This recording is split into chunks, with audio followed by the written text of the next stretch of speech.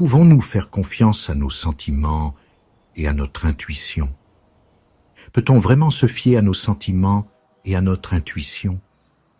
Nos ressentis sont-ils des guides fiables? Comment interpréter notre perception somatique de la vie?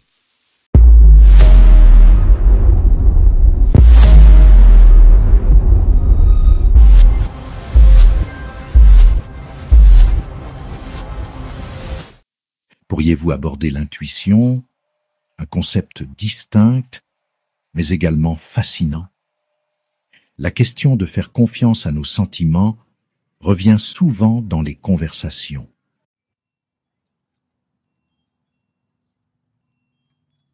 Je dirais qu'il n'est pas toujours sage de s'y fier aveuglément.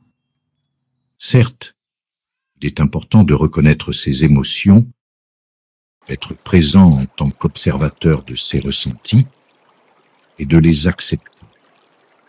Cependant, les considérer comme une vérité absolue ou un guide infaillible pour prendre des décisions peut être risqué, car cela dépend de leur origine.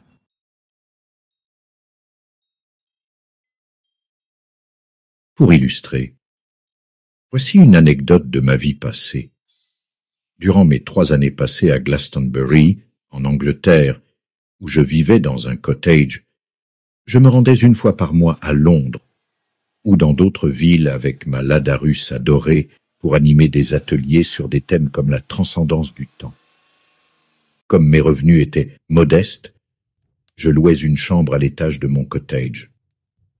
Au fil des 3 ans, plusieurs personnes se sont succédées dans cette chambre. Un jour, après avoir publié une annonce dans un journal local, plusieurs candidats se sont présentés. J'ai finalement choisi une jeune femme qui venait d'obtenir un emploi en ville.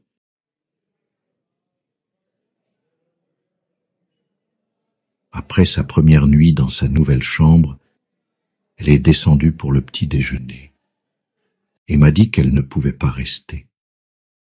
Intrigué, je lui ai demandé pourquoi. Elle a simplement répondu qu'elle avait un mauvais pressentiment et qu'elle écoutait toujours ses sentiments, bien qu'elle ne puisse préciser ce qui la dérangeait.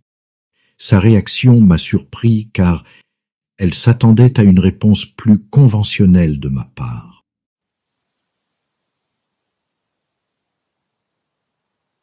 La plupart du temps, les gens interprètent mal la réalité, la regardant à travers le voile de leur conditionnement, ce qui provoque des conflits dans la vie et les relations. Ils ajoutent aussi ce que j'appelle un bagage inutile aux situations par leur réactivité, un mécanisme égoïste qui renforce le sens déficient de l'identité de l'ego.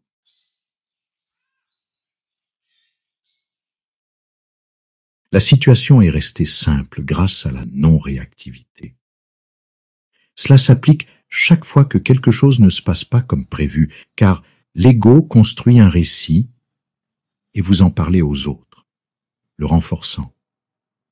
J'aurais pu téléphoner et dire « Tu sais, j'avais cette fille, j'ai refusé 5 autres pour elle, tu sais ce qu'elle m'a fait. » Raconter l'histoire est satisfaisant pour l'ego, et les autres répondent avec compassion, renforçant le récit.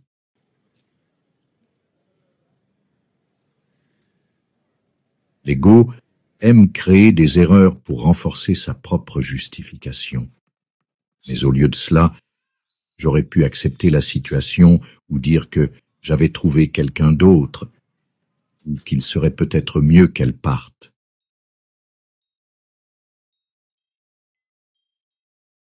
Les choses peuvent être simples si l'on n'ajoute pas de réactivité inutile, mais pour cela, il faut être présent et ne pas se sentir offensé. Sur Internet, le monde est plein de personnes profondément offensées, pouvant expliquer leur position qui semble raisonnable.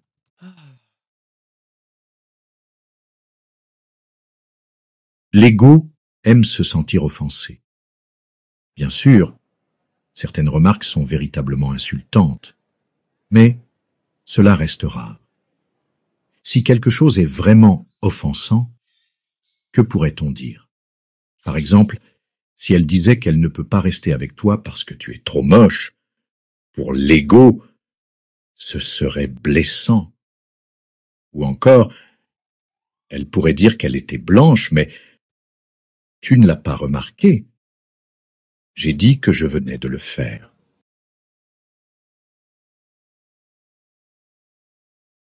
Vous connaissez probablement des gens dans votre entourage qui, lorsqu'ils parlent, blâment toujours les autres. Ils ne se demandent jamais pourquoi ils ont toujours raison. C'est un mystère de l'existence humaine. Pourquoi ai-je toujours raison alors que les autres ont tort?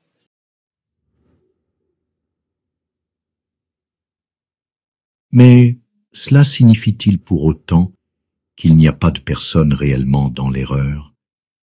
Peut-être que certains cherchent à vous tromper, comme lors de l'achat d'une voiture d'occasion où le vendeur amical vous fournit des informations fausses.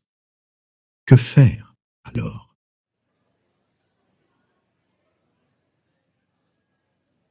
Même si vous allez au tribunal, vous pouvez le faire de manière détachée. Je ne dis pas de ne jamais rien faire, ni de tout accepter chez tout le monde. Même si vous allez en justice pour rectifier une situation clairement inadmissible, il est possible d'agir de manière détachée, en se concentrant sur l'essentiel de la situation, sans se laisser emporter par des jugements moraux.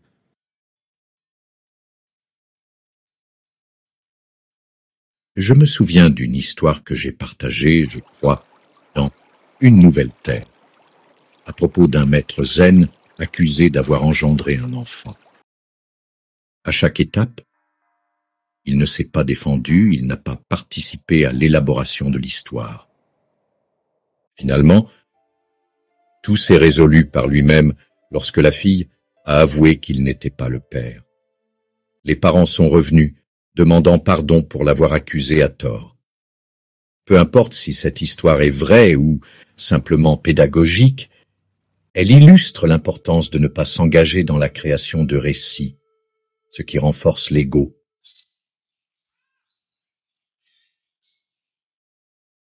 Vous pouvez pratiquer cela dans de nombreuses situations de votre vie, en vous abstenant de critiquer les autres ou de relayer des récits négatifs. Ainsi, le conflit est presque éliminé de votre vie, ou du moins 90% d'entre eux.